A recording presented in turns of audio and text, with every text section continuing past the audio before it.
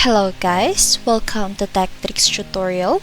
In today's video, I will show you how to recover password on Esound in an easy way.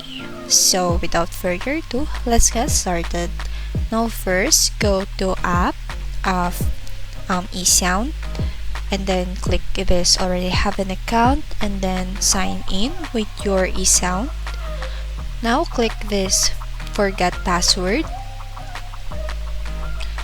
And here you just have to enter your email.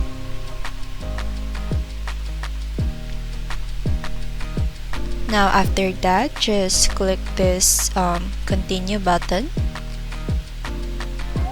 And now it says that you should have received an email at your Gmail account. So follow the link that you've received in that email and then reset your password, and then that's it. If this video helps you, don't forget to like, comment, share, and subscribe.